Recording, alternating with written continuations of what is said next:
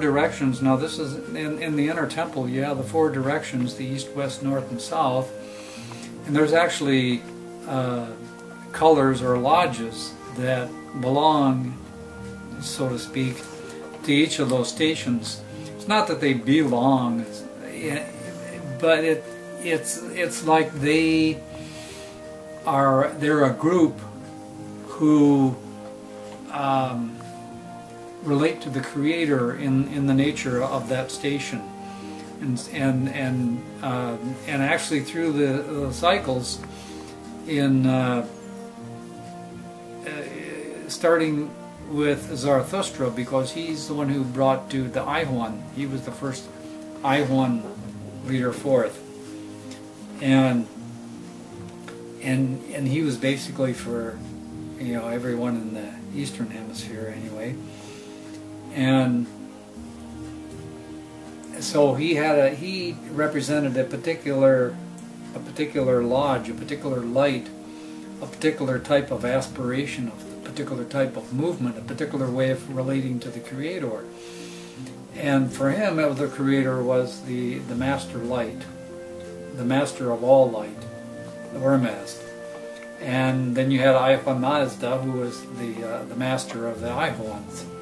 Well, this master is like a father-son relationship in a sense, and except as an adult son, adult daughter, and that's in the south position, but it's still. But in the east, you also have a father. But you have a father-child relationship, and so it's like what Laika said to the Creator. He says, well, we're still like children after all these years. We're still like children before you, Jehovah. And that's the relationship of Jehovah in the East, is as the father to a child. And we relate to the Creator, to Jehovah Mai, actually, as being as the father, as a parent figure, father and mother, Mai being the mother, and they in the east, when the sun rises in the east, then in the inner temple, you start down in the north, and that's in the depths of the soul, and in the depths of the interior life, because the horizontal line separates the light from the dark, but also separates the outer realm, which is up here, and the inner realm, which is down here, represented down here on the wheel of life. And so anything below here has to do with the inner life, but it also has to do with corporea, and S is up here, light up here, darkness down there, inner life down there, outer life up here.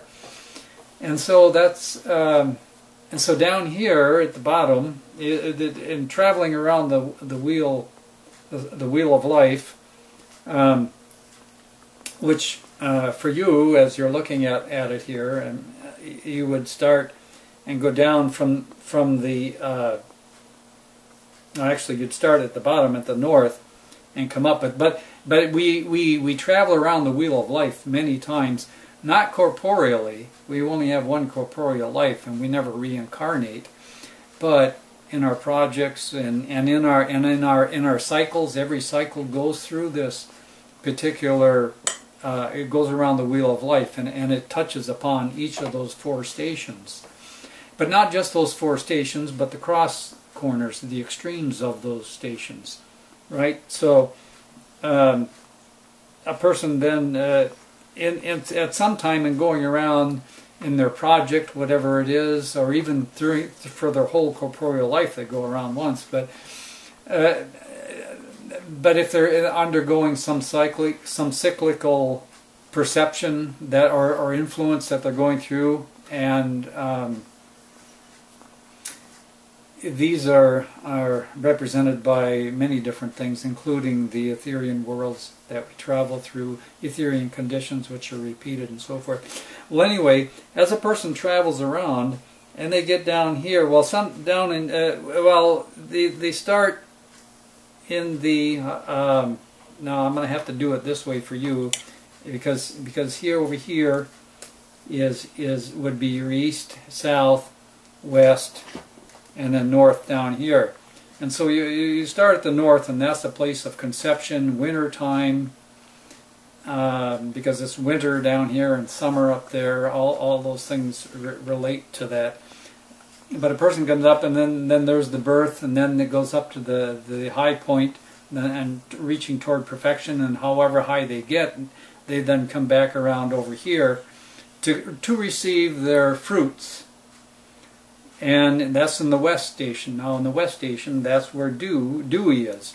And the D-U apostrophe E. And so that's where people then bring their fruit to market. They expect their due for what they've produced. And of course we're dependent upon, really as faithists, we understand that Eloi is in the west, and Eloi Dewey is in the west, and he's the judge. He's the judge of what your just fruits are, and essentially Dewey holds them there for you. And anyway, so some people say, well, that's not my. I need more than that, or this isn't just. Well, that's up to from our point of view, that's up to the Eloi Dewey to decide, the Creator to decide what our just fruits are. And as faithists, we accept whatever we're given. Well, that's the outer fruit, though, because you see, that's the outer realm. This horizontal, that's the outer realm. The outer foundation starts in the east, and then it goes up to maturity, toward perfection, actually, and physical maturity. But then it goes over here to the fruits, or to death in a sense, because that's on as far as the horizontal goes in the outer realm. Well, anyway, but that's the outer fruits. But then you go from the west down to the north, and this is called the dark night of the soul. When you get down through here, down through that period. But when you start on the dark night of the soul, so now you're starting to reap what you go here from the west down to the north. You start reaping the inner fruits. You reap the outer fruits here, out here in the realm of corporea. And now the faithists in the old times, they would just give their produce to the Rabbah, and then the Rabbah would distribute it according to the wisdom that he had, and or she, if it was a woman, and then that's how that would work. They didn't do exchange, trade per se. They didn't do a tit for tat and an accounting of that sort, and so they didn't. And they didn't work with money and stuff like that. But that was their economic system, if you want to look at it at that way. Well, that's the outer fruits. But then the inner fruits. So then you go down toward the north, and as you're going down toward the north, well, there's Jehovah and his 8 sons and daughters are actually located on the wheel of life. They're situated. They have an arena of influence, of greatest influence. Now they're all the way around the wheel, but they have an arena of greatest influence, a place where they're home. And so in the east and in the west and in the north and in the south, that's where their homes are.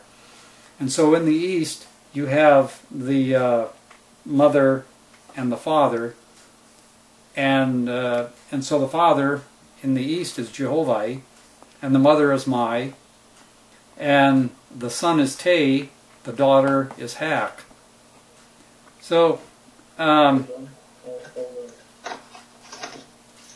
you repeat, please? yes. Mm-hmm. Right. So in the East, that's where Jehovah is situated as a father. That's how we relate to him. We relate to Jehovah as a child, as an immature child, not an adult, not a full-grown son or daughter, but as a child to Jehovah and to Mother Mai, and also there's two sons and daughters there, and Hak. She's stationed there. Yeah, they're in the beginning of the book of Ben, the eight sons and daughters. Yeah, it's called the Nine Entities, and the family of the universe is what the ancients called them.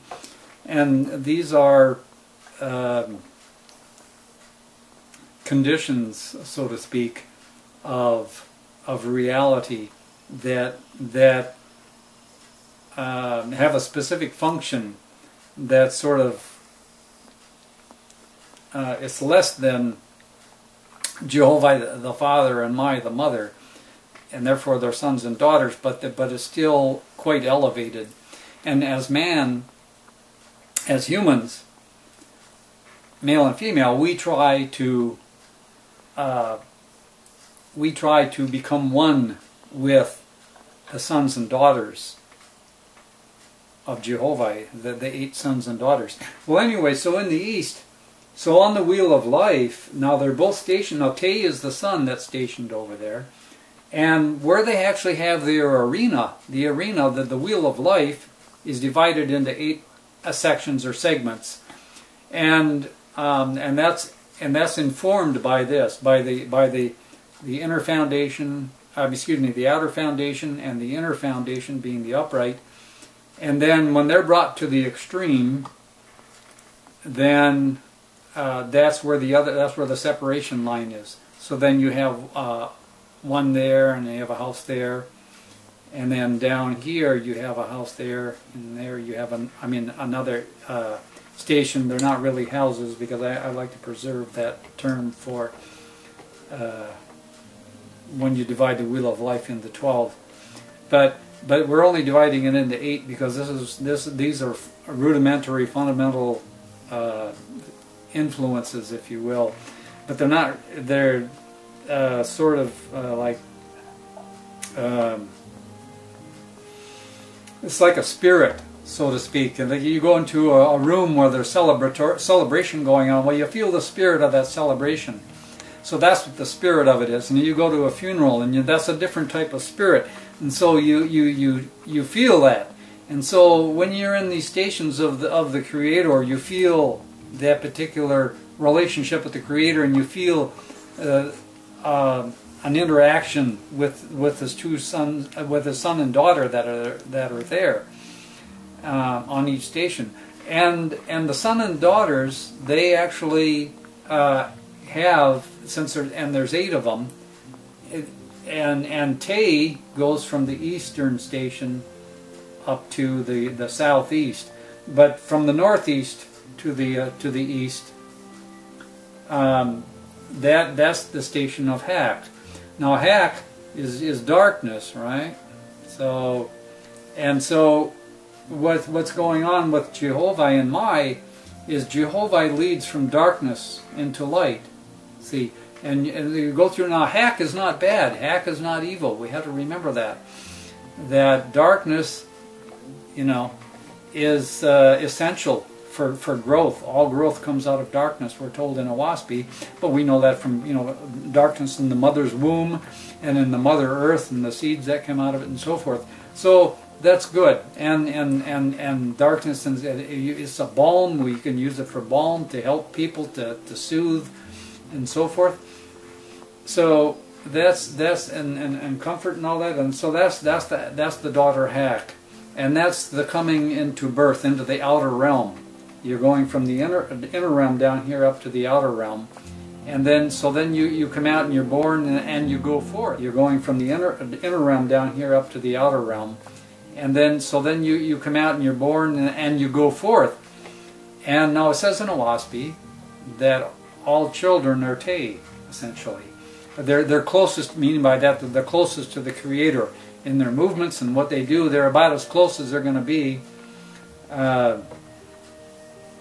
probably, well, at least in the conditions that we are now, probably for the rest of their life, because when we live in corporate and interact with the corporeal world, we make mistakes, obviously, and so that's going to take us some distance from Jehovah, and then we learn from them, and then we get, draw ourselves back in, and we learn why wisdom is wisdom, why it's wise to be wise. But Jehovah is over in the east, and Maya is over there. And anyway, but that's the birth of a human as he goes around, and then you have a station up here, and a station there, and a station down here. And I wanted to talk about this one first because I had talked about it earlier, but also it's important so that we can understand. It's helpful to understand how come then when we go around the wheel of life, why it's so important and everything. But in the inner temple, when we enter the inner temple, now the inner temple of Jehovah has to do with the soul life, and this was taught from ancient times, about the inner life. And the inner temple is simply a progression in competency, so to speak, of dealing with the inner life, with soul and spirit and mind. Yes. So, but chiefly, but it's based in the soul. It's the life of the soul. And so, at some point in a person's life, as they go around the wheel of life and their cyclical, whatever it is, because we have many cycles that we go through. We have a daily cycle that we go through. We have a monthly cycle, even with the moon. We have a yearly cycle. All these different cycles that and it goes around the wheel of life, and it passes through these stations, or rather, we pass through those stations as the cycle progresses. And when I say this, as the cycle progresses, we mean by that as we're progressing through an Etherean realm, for example, or through an Etherean world, or as we're progressing through the year. And we know this from the 4 seasons in a year. And you have the winter down here, and you have the spring there, and you have the summer up there, and you have the autumn over here, and then it drops back down into winter. There's always correspondences in Jehovah's creation, always. And because he doesn't, just create one thing and have nothing else connected to it, but there's a lot of connections. And so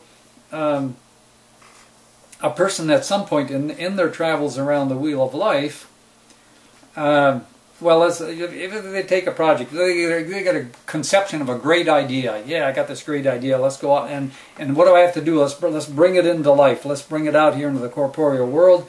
And they get it out in the corporeal world. That's over. Then they're over at the East Station. They bring it up towards perfection, and then up as high as they can towards perfection, as high as they can. However high they get it, well, time keeps moving on, as they say, and then you progress. And it's in its maturity, it's in its fruitage stage, where it's producing fruits and all that, and you now out there in the societies that we have out there in the world, a person expects to get something back for that. So I'm going to give you my labor, you give me money, or I'm going to give you this product, you give me that product, type of thing.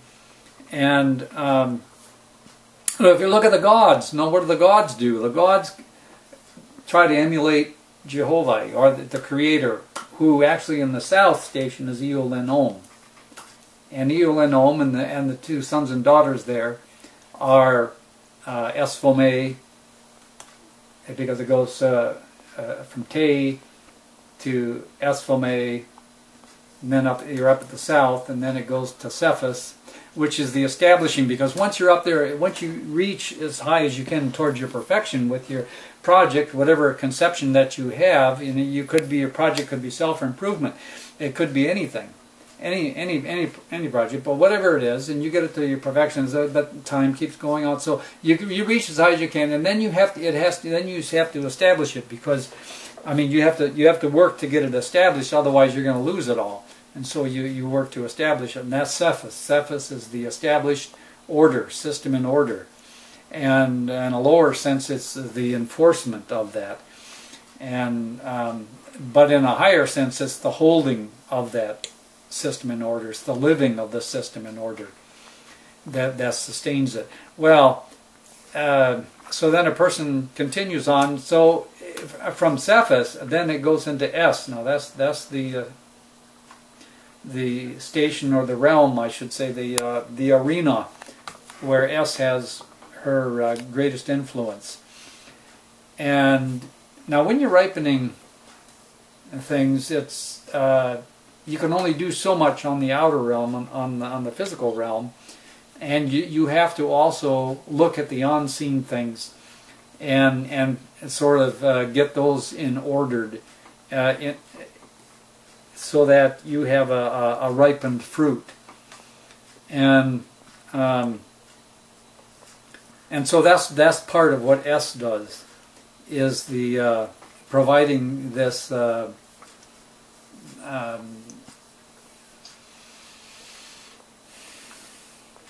this sort of moving toward a balance between, because you can have something, for example, that's looks good, but on the inside it's not.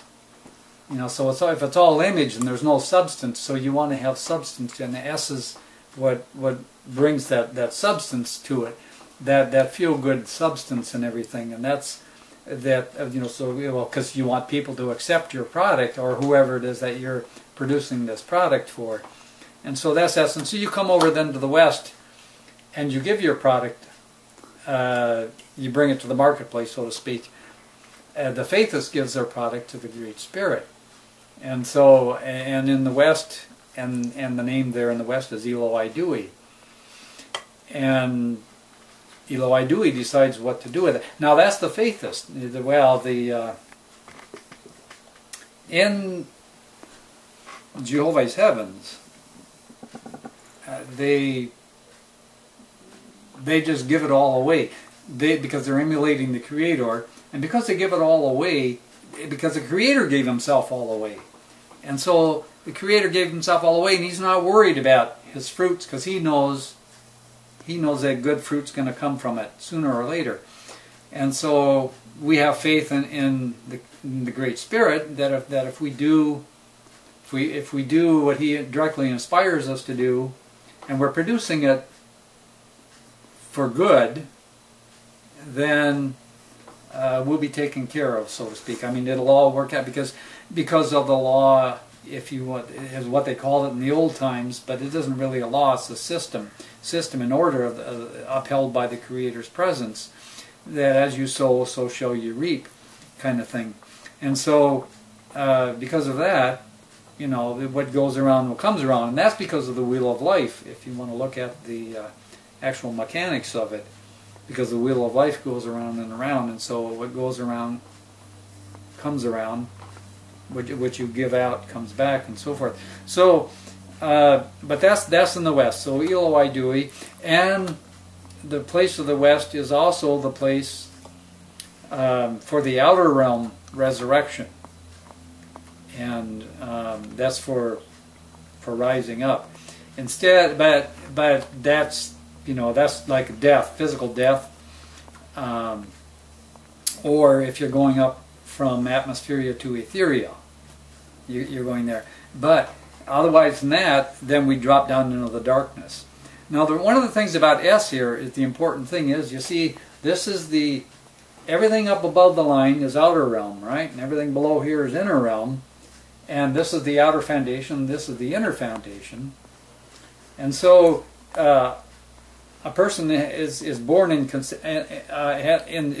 conceived down here in the north station, given He wasn't before, and then he was.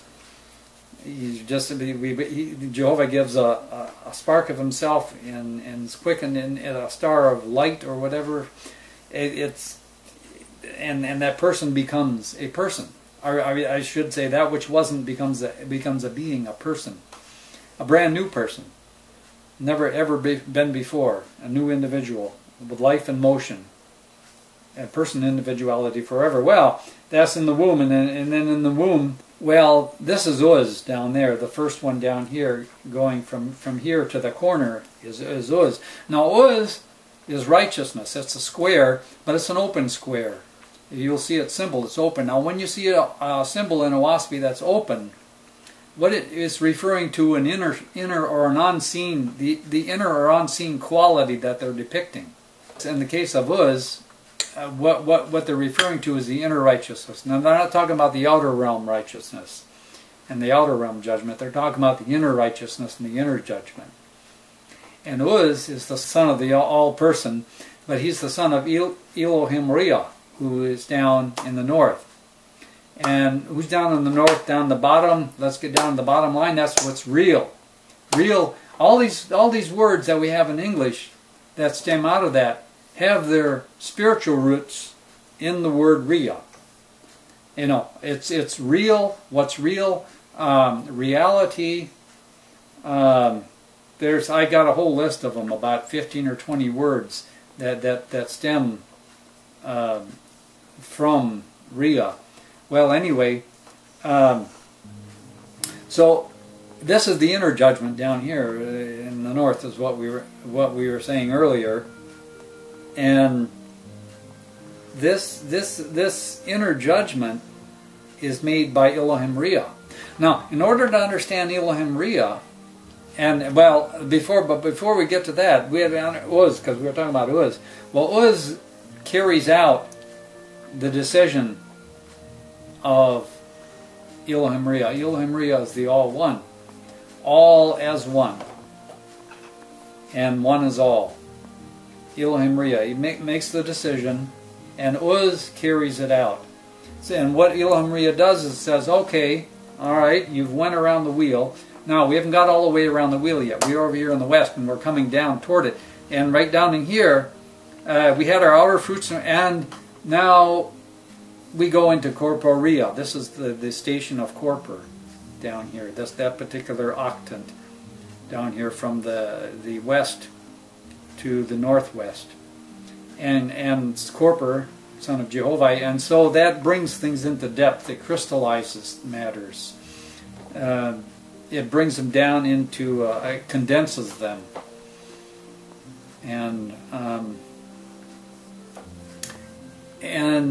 But that's in the outer, so to speak, the outer, and because this is the outer realm. So a person is born and they come out in the outer realm and they're doing their thing here, and then hit up here, up at the zenith. Now the zenith and the south station, well, there's more to life than just, you know, this is as far as you reach the outer realm wise, but there's this whole inner realm that is seen there, and that one can come into contact with. And one carries forth in that then over to the west, but first one establishes in Seffas, and then one comes to S, which is bringing to a wholesomeness to it. We'll put it that way. It brings a wholesomeness. This wholesomeness gets brought down into corporate, gets brought down into the depths. It meets the world out here, but Corpor is below, and so Corpor, we interact with Corpor here as the corporeans on this level here. We don't really corporeally go down much, except you can go down into caves. We can go down a little bit, you know, but we can't really live down there for great seasons. We can come down and visit, stay for a while, and come back up. But on the wheel of life, we go down into the realm of Corpor, and there's down all the way down to the extreme, and that where it condenses, as we were mentioning, and now the outer fruits that are there, they have to be And that's where corporeal judgment comes in, and what are we going to do corporeally and corporeal wisdom. And because now we're coming into winter time, because this was spring over here, that was summer, this is autumn, we're moving toward winter. And so we have to think about having stores for the to endure, you know, until we get more nourishment that comes through. And so this process of condensation continues when it reaches that corner down here where there's sort of a crystallization that begins. And that's where Cosmin starts. Cosmin starts, and she goes all the way down then from the northwest to the North Station. And that's the storage thing. And in outer realm speaking, you know, people build granaries, but also the inner realm thing. So how do you store inner realm stuff? Libraries. You store them in books. Well, that's what Cosmin is. The symbol of Cosmin is a book. Because remember, you've got to make it. You got to have enough to make it all the way through. Well, if you've been working for self in your little project, and mostly for self alone, you might have very little skimpings down here. And that's why it's called the dark night of the soul, in a sense, because one reaps one's outer fruits, but they take a lot more, maybe over here than what they deserved. But it gets balanced out as they start moving down here toward the north, because the Creator is all justice, and so they can start, well, you know, scrambling around trying to preserve and trying to get riches or steal it or whatever they got to do on the on the evil thing down in that corner. But we're talking, but this whole thing there is if a person experiences a dearth, meaning a lack, then that's called the dark night of the soul. The soul, because things don't seem to be going the way that one would hope that they might go, and so one approaches what's called the midnight hour of the soul, which is the nadir, the North Station, down in the depths, and that's equivalent to winter time, midnight hour of the soul, and all that. Well, and then what happens then? Okay, well then you get the inner judgment. Well, okay, you look back at it and you say, okay, well look, you know, this was my project, and and this is what happened, and you know, and so Cosmin is a time for reflection as well. And so you reflect and you think about, okay, well, what can I do better and all that stuff, and then boom, it hits you. You get a new conception. Ah, yes, this is how I can improve it or whatever, and then you take that idea and you go all the way around the wheel of life again, and then it can repeat many, many, many times. But at some time around this wheel, a person down here, they get wearied of going around the wheel of life like this. You know, they call it the rat race, or you know, he can't seem to get off the wheel like a little mouse on a wheel, and spinning the wheels they're called, and all that different stuff. But so what do? So they, at some point, they hear about, you know, they start wondering about their soul and thinking about their soul, because when you have an outer lack, and then you tend to turn inward, and if nothing else, I mean, you don't have to have an outer lack to turn inward, but if nothing else, it will make you turn inward. And this was what happens in hells and in knots, in atmospheria, is that they just well, because they're dropping down in this darkness, and there's this lack, and they don't have any, you know, where they get, it's all chaotic, and it's falling apart on them, and they turn to Jehovah. They turn inward, because outwardly there's just hell, or they're tied in a knot and they can't even. They're not. Then they're even worse shape, because then they can't even do anything except for just get thrown around. And they're all receptive in a knot, but in a because that's all they can do is they keep going like that. They keep going, they keep moving, but that's all they can do. They can't stop because it's sort of a self-perpetuating motion, and that becomes like a blur after a while toward them, and so it starts drilling inward on them. And at some point, whenever the hell is ready to be delivered, or the not ready to be delivered, that's when they have attained sufficiently to the north station that they'll turn to Jehovah. But now a person doesn't have to go through hell and a knot in order to turn to Jehovah. At some point, they might, if they're goodly oriented, they might think, well, what can I do to make this better, and all that kind of stuff. And that's self-improvement, and that's good. That's the first resurrection, self-improvement. But when they turn to Jehovah, well, then that becomes what's known as the organic first resurrection. And in this day and age of Cosmon, it doesn't really matter whether, in one sense, it doesn't matter. And that's whether you acknowledge the Creator as a person, or you know His name or anything like that. If you respond to His light positively, then that's credited to the same as serving Jehovah. And so, in other words, when you go forth to try to do the self-improvement, it's not just for self, but you're trying to also tune in to what some people might say the universe, the universal mind. Try to become in tune with all that is. Well, we know this is Jehovah, the all-person. We do our best to attune ourselves and align ourselves with the all-person, with the Great Spirit, with the Almighty, all-pure. And so, in our rise toward the all-person, we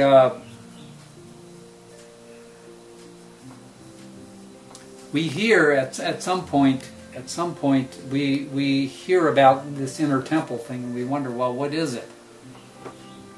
And what's it for? And this is when a person turns to Jehovah and dedicates, essentially says, well, I'm going to do this for you, Jehovah. Now people say, well, yes, I'm doing this for God, or I'm doing this for Christ, or I'm doing this for Allah, or I'm doing this for Brahma or Buddha. For the sake of humanity, if they're responding to Jehovah's light, then that's the organic first resurrection. In the sense, if they're, here's the thing about the organic first resurrection, though, too. You want to work with others. You're willing to work with others. You sort of want everyone to, to kind of flow along and get along. And so that's all a part of this Cosmon times that we're in right now, of this.